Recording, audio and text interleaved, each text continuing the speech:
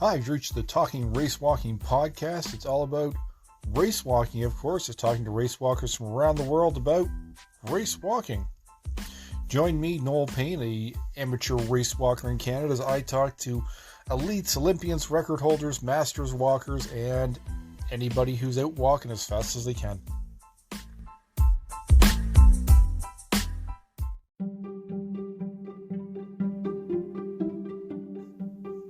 Hi, so this is a section where I'd actually be talking to someone, a race walker. So this is where you can come in. If you know a race walker, you're a race walker, and you have an amazing story, I want to hear from you. So reach out, let's chat, let's get walking and talking.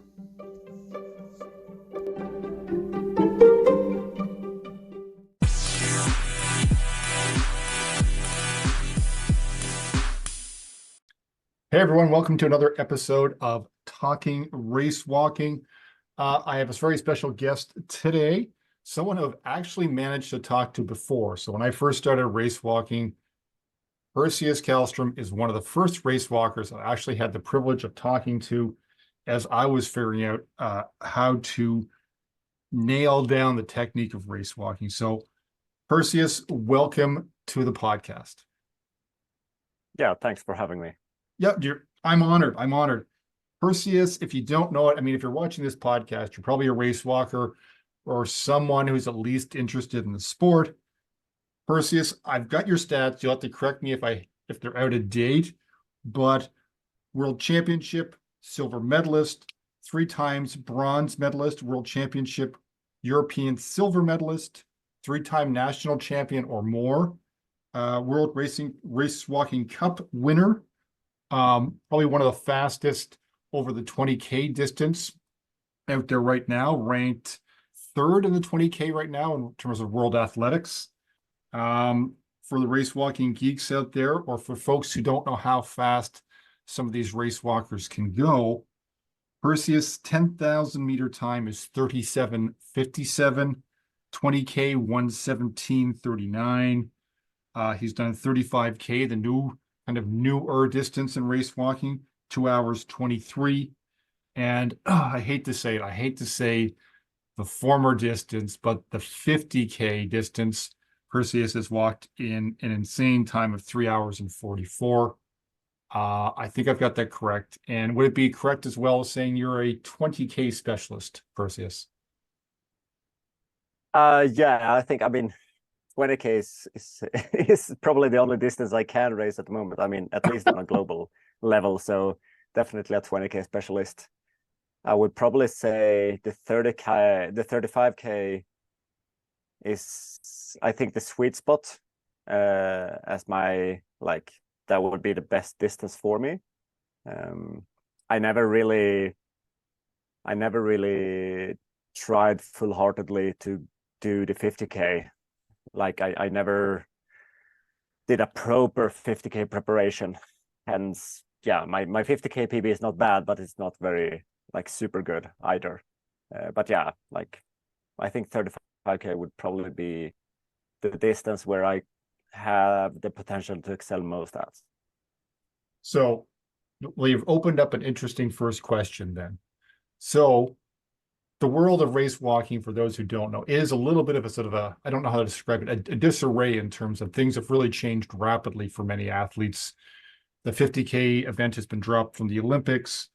A 35K event came out with the idea that it was supposed to be at the Olympics. It's not at the Olympics anymore. It's the World Championships.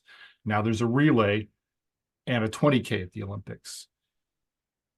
You say, so if you had your choice for you yourself, would you focus on the 20K or the 35K? Do you think it would be the 35K would be your that sweet spot for you?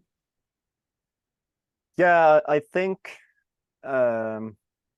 obviously the championship. So for example, the 35K is at least for the moment a regular at the World Championship. So we will return for the Tokyo World Championships next year. But because of how they do the program, it's most likely going to be first the 20K and then the second after a couple of days. In Budapest, there was 5 days in between.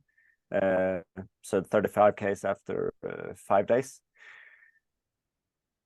I think because of how they do that, I would always try to aim for the 20K and then as well do the 35K. In 2022, we focused more on doing the 35K. In last year for Budapest, since I knew that 20K is going to be my distance for the Olympics, we focused solely on 20K. And then kind of we will just see how the 35K goes.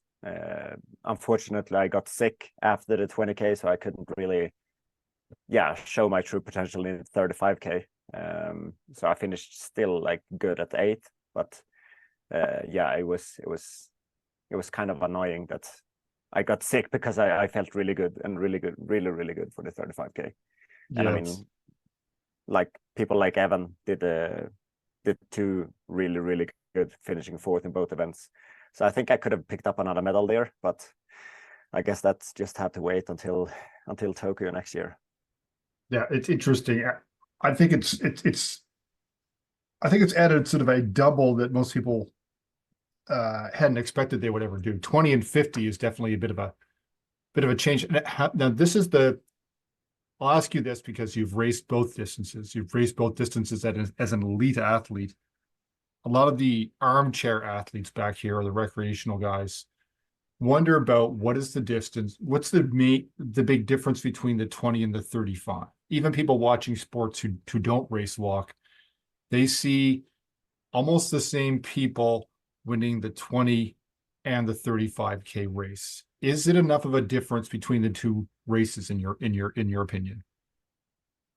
Yeah, so one of the issues when they brought in the 35K is that top athletes and top coaches were saying this is stupid because it's the same distance. It's almost the same distance. So I mean, in a 20K you still go an hour 20, so that's 80 minutes, and in a 35K you go just over 2 hours, so 2 hours 20, which is obviously 140 minutes. So you add an hour to the event, but because the first event, so the 20K, it's still over an hour long, so you still have to develop that really solid endurance base, and to go from 1 hour to compete at 2 hours. So if we take the marathon, for example, you have the half and the full, which is like an hour in difference, but the distance difference makes it a little bit farther apart. Most and mainly because in race walking you have the technique element. So because of the specific technique we have to do, the difference is smaller. So between the 20 and the 50, there's 1 hour 20, or there's almost let's go. So for the elite, it's 1 hour 20 up to 3 hours 40. So that's 2 hours 20 longer. So it's a huge difference. And that's where the training comes in, and it's a different type of training. Like maybe it's not too far apart, but still there is a significantly change in the traiing. And the race tactics too, I think for many people watching it, it's more of a tactical race too, I think, in the 50K from what those of us watching it, there's more moves, there's more time to plan things out in a 50K. The 20 and the 35 just seems so the pace is so intense. It seems less opportunities to really make a move. Would you say that, or would you disagree? No, but exactly, like it's definitely a go fast from the gun type of race. You don't have for example, the nutritional challenges that you would have in a 50K, where say if you need a really good carb load and you need to plan your hydration and your carb intake during the event, whereas in a 35K it's important, but it's not as important. So like the importance of a 35K, yes, it's higher demand than a 20K, but it's still very different from a 50K still. So the main reason why we didn't like this new 35K distance on a championship program was because when you train for a 20K, basically everyone in the world still do training sessions to the length of 30 kilometers. So that's only 5K away from the race distance. If you take marathon training, a lot of the guys training for a marathon would go up to 40K in training. So that's only 2K less than the actual race distance. And in the 50K, most people would do 40K training sessions, or maybe even sometimes the odd 45K. So like the difference of the disciplines is that in a 20K, you're still going longer than your event in training. Whereas in the 35K, when you're training for a 20K, you're almost going the same distance anyway. Yeah, so in developed athletes, the 35K wouldn't be too much of a challenge, more than a 20K would be. The difference is that younger guys who still haven't developed this bigger endurance base from years of training, for them, the 35K would be a huge challenge. But for me, who have a lot of years training, the 35K, like I would need to maybe do 2 specific 35K training sessions to be ready for a 35K compared to a 20K preparation. No, that makes sense. And I think a lot of runners can relate it. Almost any track event where there's another event that's not that much more, 1,500, 3,000, 1,500, even 5,000. They're doable, or a half marathon and then jumping up to the marathon. It's a bit different. I think so. I think some marathon runners may not get it, but that it's be like running maybe a 30K, doing a half marathon and a 30K. It's possible. You add that another 10K, that's a different ball game. So I think it has changed things. I think you're in a good position because I think you can do well at both. I think that's exciting to watch. And it's been exciting to watch Evan, our Canadian here, move down to the 20 and 35K from being a 50K specialist. So I think that's interesting as well. I just think it's too bad for many of those 50K specialists who have had to adjust. And I think the ones who have the wheels or the extra gear, it works. And for those who, their 50K was really their event, it is slightly unfortunate.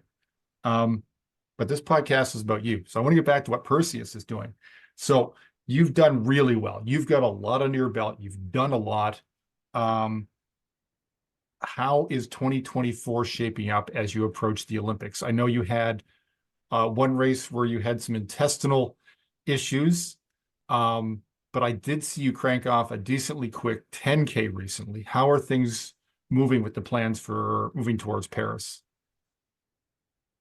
So this year, the season has been going incredibly well so far. I mean, I did off quite light load in December, a really, really strong 20K after being out in Mexico at heat and altitude.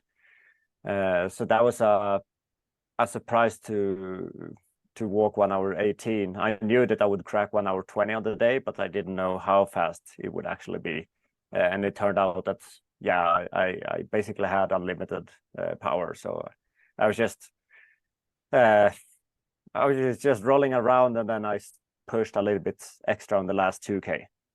But that was like great. It was really, really good. Then January was a solid training month for the first time now. So in 2021, I had COVID, and I was staying in the body until April 2022. In 2022, I got glandular fever in the end of the year, and the whole of January and February was it was horrendous. It was incredibly bad. But then I had a inflammation in my intercostals, so in the ribs. Yep. I was lingering pretty much all season, so that was also a distraction. But this year I haven't had a long sickness. I've had a cold like 2-3 times already, but only a few days I've missed in training. So compared to the previous 2 seasons where I lost like 3-4 weeks and still did well. And still did well, yeah. I've only missed I missed a day or 2 in November. I missed a day or 2 in beginning of February. Then obviously I had the food poisoning in March now, just when I was going to China to test the waters on a 20K after a solid winter training. But so far, like I'm ahead of previous seasons. Training is going better than the previous 2 years, and the 10K race that you saw, that was a 39:53, but here in Mexico City, it's at 2,230 meters of altitude. It was just a few seconds short of the fastest anyone has ever walked here in Mexico City.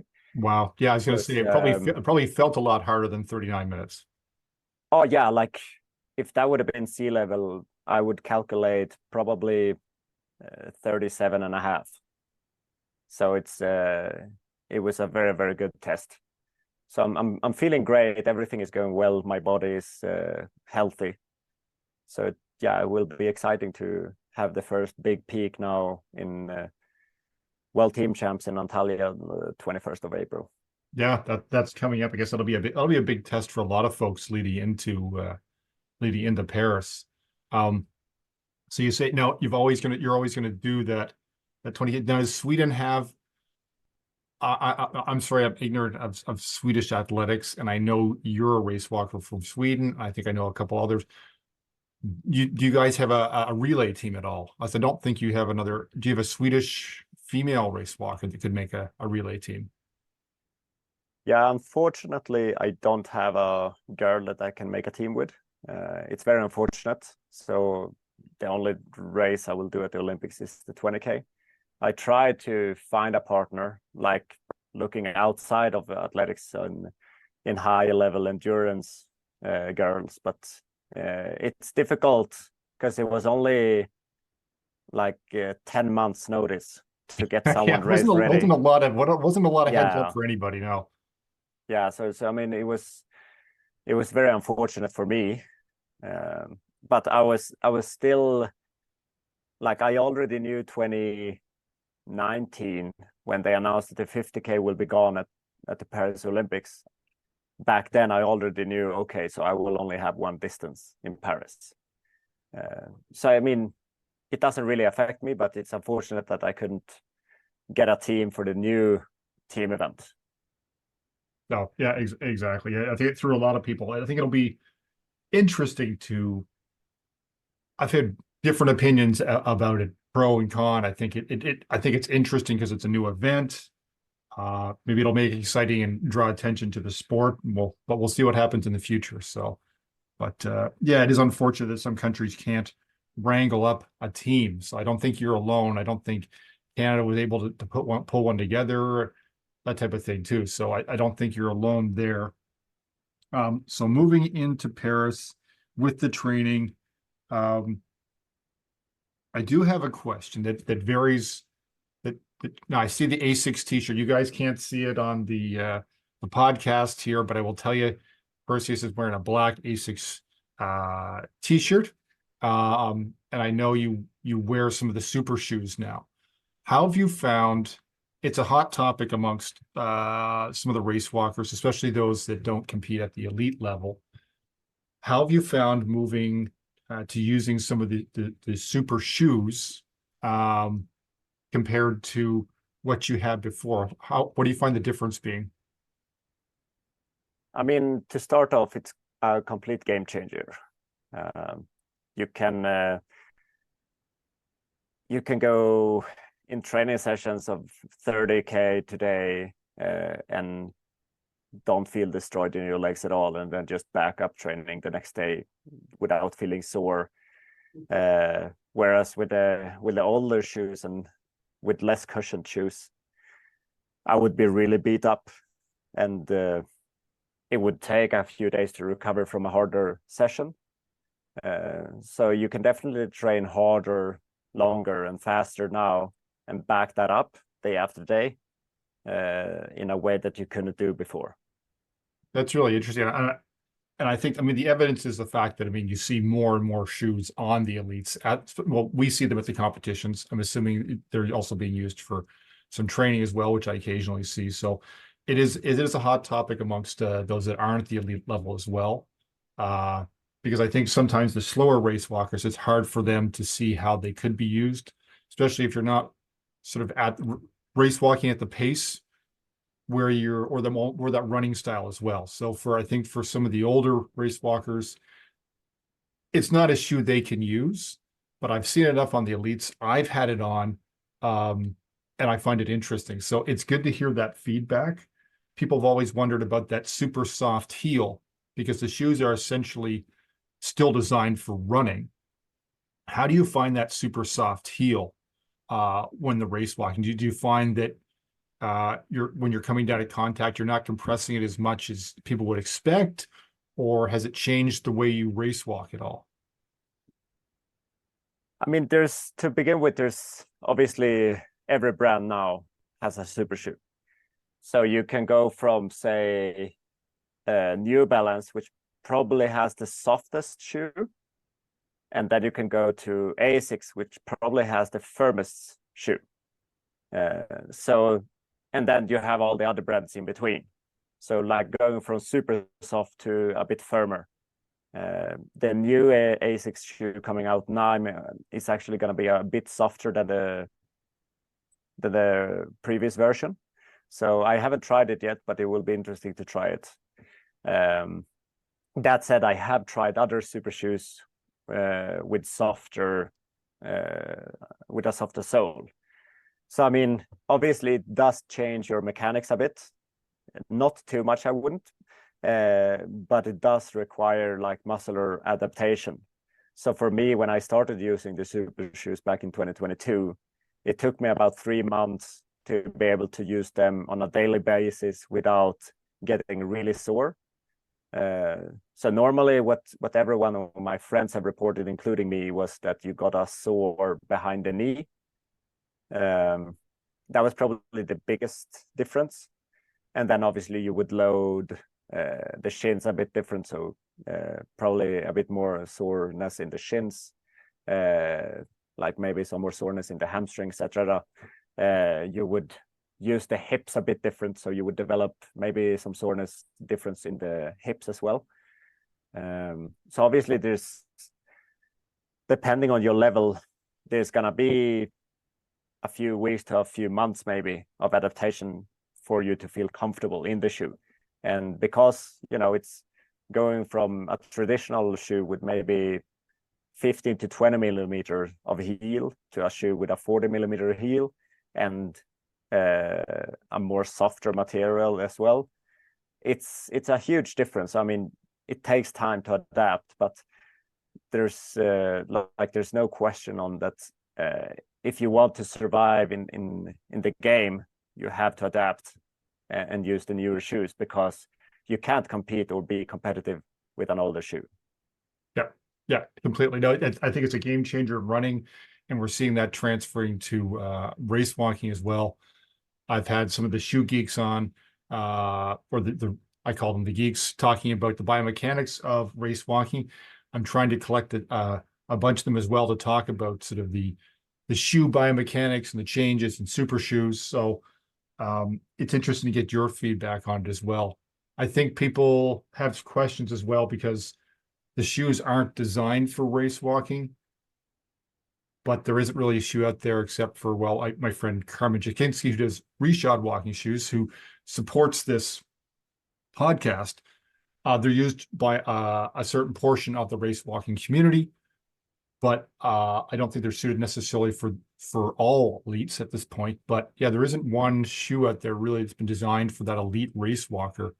But I think it was somebody that told me, who had worked in I'm losing brain cells here because I can't think of his name at the moment, and it will haunt me. But he told me he had worked in the shoe industry, shoe science, biomechanics, and it basically boils down to it's whatever works. So you've got different feet, different biomechanics, and that type of thing. So that super shoe might work for one person and not another, and one elite or not the other as well. So, but it definitely seems, those shoes definitely seem to have made a big advance for many folks. Jumping now from your feet to your training partners and your coach, because you made a shift a while back now, and you're with Rob Heffernan now. Is that correct? So how Yeah. has that been? And I think I saw your roommate there as well, who, for anybody here, we had to get rid of his roommate before our podcast. So now, was that Brendan Boyce I saw there behind you? Yeah, like at the moment, Boise came out to Mexico to do a 3-week stint of altitude, as well preparing for the Puerto Brother meet, the 6th of April. So how has it been working with Heffernan and some of his athletes? How has that changed things for you? I would say ever since I started like training on more serious level, I've never had a change as big as when I started to be coached by Rob. First and foremost, because everyone was always planning the training on a 7-day cycle, so on a normal week. Yep. Whereas Rob is not taking a week into the plan when he makes his program. So we work instead of a microcycle of 7 days, we work in a microcycle of 3 to 5 days, depending on when and where we are in the season. So like after a couple of months when I started with Rob, it was like I'm not sure which day it is because it doesn't matter. Like I don't know if it's Saturday or Monday or Wednesday, because the plan doesn't take that into account. That's it doesn't run with the rest of the society. Obviously, there's both strength and weaknesses of those type of approaches. The 7-day cycle approach, obviously, well, if you have a bigger training group and you don't have everyone as a professional athlete or even the coach, like when I was coached by Brent, he was not an employed athlete and he had this normal work. Then it worked better with a 7-day cycle because Brent could actually go with us on the Saturday and Sunday. So those were normally the 2 biggest days of the week. And if you're going at university or something as well, and then to plan with just your family as well, the family of the athletes, it's just easier for everyone to work on a 7-day cycle. But when I started with Rob, and all of a sudden there's no importance of the days, obviously you won't be as flexible with how to plan with family, because maybe so say for example here in Mexico, everyone is resting on a Sunday. That's family day. You go and hang out with your family and you have a rest. So when I'm out here in Mexico with Brent, I would always schedule the rest day on a Sunday, whereas now with Rob, it doesn't matter because we're not working on a 7-day cycle. So obviously that's the disadvantage of working a 3 to 5 day microcycle, that you can't coordinate as easy with everyone else in society. But the strength of it is that it's the optimal way of planning a training program. So like it leaves room for more recovery and it leaves room for just a better plan overall, but it's very tricky to execute it because of society doesn't work in a say a 10-day cycle or a 12-day cycle. No, that's very interesting. I can see it. It's athlete focused as opposed to adjusting to the coach or anybody else. But I hope it's working. I mean, you're healthy.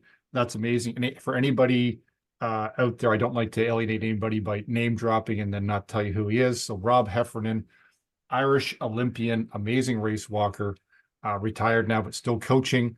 So Perseus has got a coach with a lot of experience behind him now as well. I think it looks great for you going into Paris. I'm excited to watch to see how you do. I want to sort of end this off by asking you what you're hoping for in Paris. I think before I say that, I think you have the potential. I'd love to see you top the podium. I think you have potential for top 3. You especially with, like you were saying, no injuries and everything else, you have the speed, you have the endurance. What are your goals for Paris?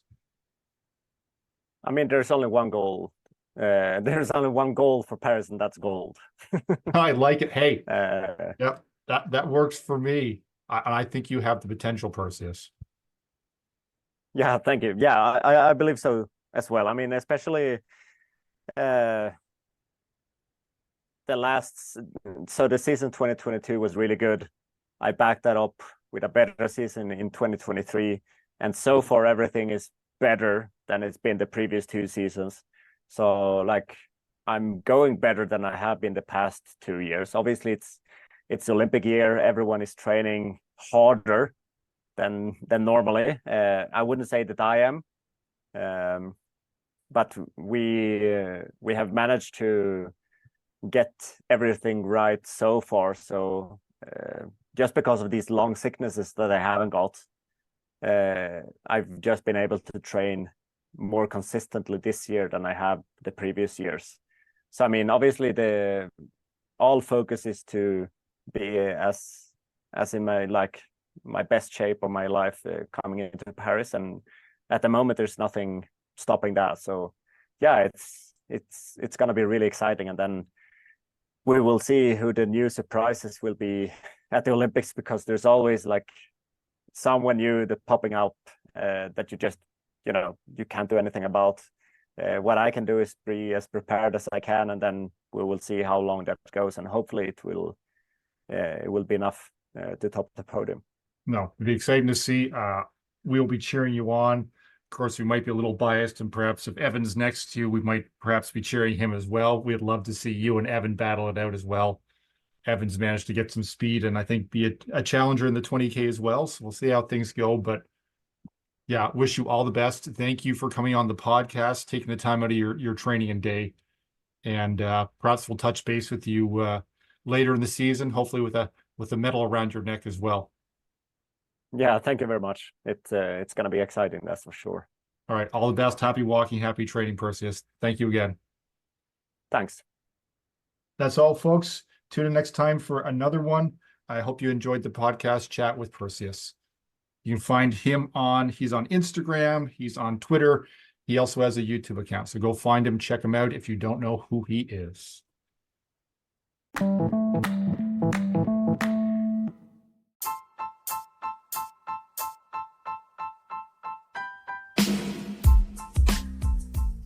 That's it, folks. The end of the podcast. No walkers have been harmed in the recording of this podcast. And of course, at the moment, we have no sponsors or supporters at this point to fund all this amazing podcasting. But if you're out there and have a race walk company that produces some sort of race walk apparel product or something you think race walkers would love, get hold of us. We'd love to have you on board. Give us a holler.